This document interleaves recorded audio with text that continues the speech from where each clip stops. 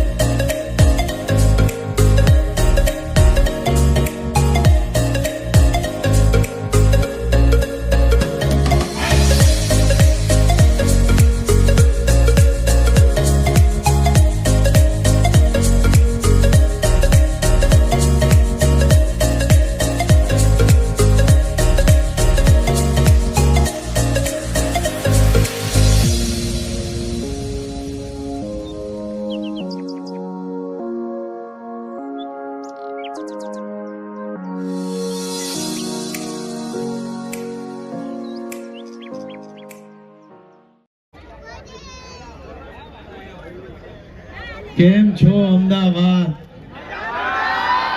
ભાઈ આજે મારા માટે બહુ ગર્વની વાત કહેવાય કે માતાજીનું પહેલું નોરતું છે અને પહેલા નોરતાની શરૂઆત હું અમદાવાદથી કરું છું. ભાઈ બોલો અંબે,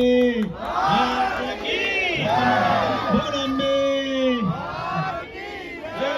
એલા માતાજીને આમ ધીમે ધીમે જય જયકાર ન હોય. બોલો અંબે. ગુજરાતની બહાર સંભળાવવું જોઈએ. બોલ અંબે. એના બપન બપન પછી હોય હવે આયા વાતું નવરાત્રી ની હાલે. પણ આજે ખાસ એક સારા અવસરે માતાજીનું પહેલું નોરતું અને પહેલા ગરબામાં આજે ગપ્પા ગાર્ડન રેસ્ટોરન્ટનું આજે સરસ મજાનું ઓપનિંગ થયું છે. એટલે એના જે ઓનરો છે એના માટે જોરદાર તાળી થઈ જાય. કેમ કે આપણે ધીમે ધીમે વાર પરબ ભૂલતા જઈએ છીએ અને જ્યારે આવા લોકો વાર પરબને આગળ મુહૂર્ત તિથિ બ્રાહ્મણોનું સન્માન આ જ્યારે ગુજરાતમાં જળવાઈ રહે છે ત્યારે ગુજરાતની અસ્મિતા જળવાઈ રહે છે. ભાઈ જોરદાર તાળી થઈ જાય. અને આજે કાલે ખાસ યુરોપ થી પહેલી એન્ટ્રી આપણી અમદાવાદમાં થઈ લાલાભાઈ.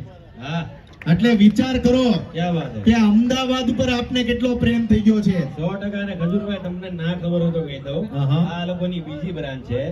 પહેલી બ્રાન્ચ 5 વર્ષ પહેલા નવરાત્રીમાં ઓપનિંગ કરી છે, આ બીજી બ્રાન્ચ પણ નવરાત્રીમાં જ ઓપન કરી. ત્યાં ઓલા પણ બોર્ડ લઈ ગયા ને 300 લોકો ત્યાં પહોંચ્યા હતા. મને ત્યાં એટલા ફોન કર્યા મને, મેં કીધું ભાઈ અહીંયા જવાનું છે. અડધા આમ ગયા, અડધા વિરાટ લાવડી પહોંચ્યા.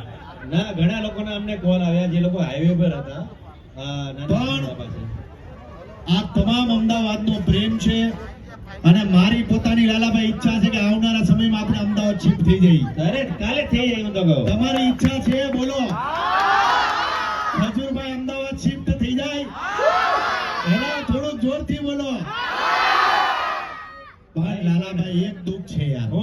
અમદાવાદમાં જેટલી ઇવેન્ટોમાં આપણે જઈ પાકીટ બધાના બહુ ચોરાય છે. ભાઈ અમારા આજે એન્કર ધર્મેશભાઈ તમે આવ્યા, આ માણસનો મોબાઈલ ચોરાઈ ગયો. પછી મને લાગ્યું હાલો એન્કર નો તો ચોરાય વાંધો નહીં, પણ પછી અમારા દેવલભાઈ નો મોબાઈલ ચોરાઈ ગયો. જોરદાર તાળી થઈ જાય.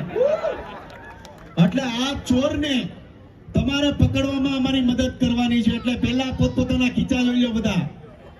પછી મારી પાસે આવતા ની પહેલા કહી દઉં છું, જોઈ લેજો ભાઈ. મોબાઈલ અને પાકીટ થી ખાસ સાવધાન રહેજો. બધા પોતપોતાના ખીચા હાચવી રાખજો. લાલાભાઈ, હા, જેટલી ઇવેન્ટોમાં જાય છે આ પ્રોબ્લેમ થાય છે, 100%. આપણા બેને નથી કપાણા ખાલી, પણ તોય આ લાલાભાઈ બધાને કપાઈ જાય. આ કદાચ હોટલ ડિસ્ટર્બ વાળાની છે. શું વાત છે? આ કદાચ પોલીસ વાળાની, એટલે અહીંયા વાંધો નહીં આવે. હા, હા, નહીં આવે. અહીંયા કોઈ પગ નહીં મૂકે. અહીંયા જો ચોરી થઈ, લાલાભાઈ મારું નામ બદલી નાખજો. ન થાય. ચોર અહીંયા પગ નહીં મૂકે, એટલે વાંધો નહીં. પણ આ તમામ ગુજરાતીઓનો પ્રેમ છે. અત્યાર સુધીમાં આ જો અત્યારે ઇવેન્ટ પૂરી કરીને નાગડગા ગામમાં 2 નિરાધાર ભાઈઓ છે, અપંગ ભાઈઓ છે, એનું ઘર બનાવી રહ્યો છું. એટલે એ ઘરની 238મું ઘર છે. એટલે આ 238માં ઘરની 2-3 દિવસમાં પૂજા છે. અને કલાકાર તરીકે હંમેશા હરેક અમદાવાદી, હરેક ગુજરાતીને કહું છું કે જ્યાં સુધી કામ કરતો રહે, ગુજરાતીઓ માટે દોડતો રહીશ. કલાકાર તરીકે આપણે પૈસા ભેગા કરવાના થતા નથી. ક્યાં જવું પૈસા ભેગા કરીને? એટલે જેને જેને માતાજીએ પૈસા આપ્યા છે, આ નવરાત્રીમાં ખાસ કહું છું કે માતાજીને પામવા હોય, મહાદેવને પામવા હોય, તો જે ગરીબ છે, જે જરૂરિયાતમંદ છે, જેને ફી ભરવાના ઘટે છે, જેના ભાડા ભરવાના ઘટે છે, જે લાયક છે, એવા લોકોને મદદ કરો. માતાજી તમારી હંમેશા મદદ કરશે, એની ગેરંટી હું આપું છું. વાહ. કેમ કે તમે કોઈની પાછળ 10 રૂપિયા વાપશો, ગરીબની પાછળ 10 રૂપિયા વાપરશો, તો આ નોરતામાં માં અંબાજી તમને 10 કરોડ આપશે, એની ગેરંટી હું આપું છું. પણ વાપરો પૈસા ગરીબો પાછળ. બાકી લાલાભાઈ લોકો જમીન લેવામાં બિઝી, ફૂલ બીજી, ફ્લેટ લેવામાં બિઝી. ફૂલ બીજી. એટલે જેને પૈસા આપ્યા છે એ વાપરી નાખજો. તમારી ઈચ્છા હોય તો જાનું મારી રીસાણી ગાઈ લો. એલા યાર, અમદાવાદમાં આવું યાર, થોડુંક જોરથી બોલો. વગાડો જાનું મારી રીસાણી. બાપામાં બાપામાં, વાહ. બાપામાં બાપામાં.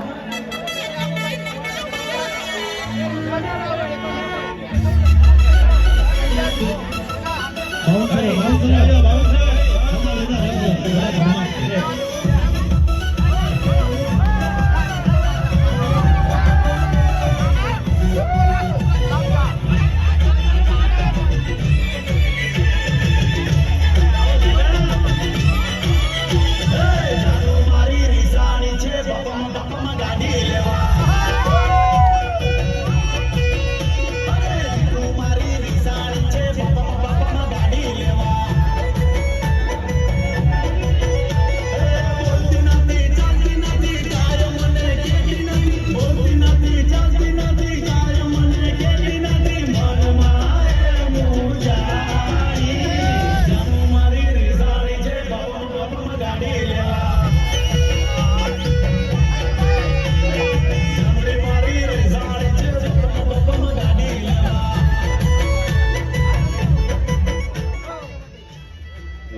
હવે ઉપર એક આંટો મારતા હું, પણ હર એક ગુજરાતીને બહુ દિલથી અને બહુ માનથી કહું છું કે સારું ખાવું હોય અને સારું ખાવાનો આગ્રહ રાખતા હો તો ક્યાં પહોંચી જાજો? ગપ્પા ગાર્ડન રેસ્ટોરન્ટ. ક્યાં?